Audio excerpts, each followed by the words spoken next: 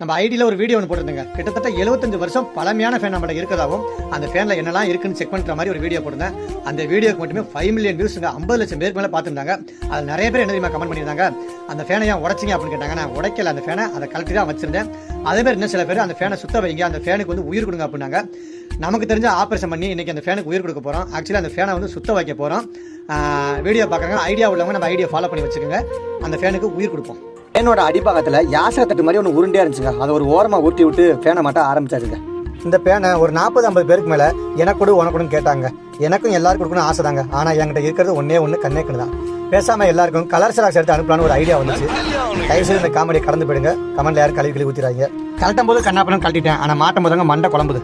இதை எப்படியாச்சும் மாற்றணும், அதை சுத்த விட்டு காட்டணுங்கிற உறுதியோடையும் ரைமிங்கில் கொஞ்சம் சுருதியோடையும் ஒரு வழியை நெருக்கி மாட்ட ஆரம்பிச்சிட்டாங்க. இந்த கண்டென்சரில் மாற்ற வயர்லாம் கண்டமேனிக்கு இருந்ததுனால எந்த வயர் எதில் மாற்றனே தெரியலங்க. இத்தனைக்கு 3 ஒரே கலரில் இருந்துச்சா, நானும் பூவா தலையை பார்த்துட்டு ஒவ்வொரு வயரையும் ஒவ்வொரு சைடு மாட்ட ஆரம்பிச்சிட்டாங்க.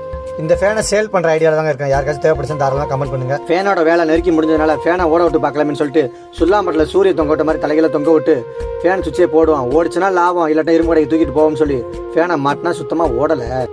இந்த கண்டமேனிக்கு சுற்றின கண்டென்சரை கழட்டிட்டு புதுசாக வாங்கின கண்டென்சரை போடுன்னு சொல்லிட்டு வைரப்படுத்தி கழட்டி புதுசாக வாங்கின கண்டென்சரில் முறுக்க ஆரம்பிச்சாங்க. இதுக்கப்புறம் இந்த ஃபேன் ஓடலை, இனிமேல் நான் வீடியோவே போடல அப்படின்னு கோவத்தோட ஃபேனை போட்டால் சும்மா கிருட்டுன்னு சத்தியமான சுற்றின மாதிரி சுத்த ஆரம்பிச்சிருச்சு.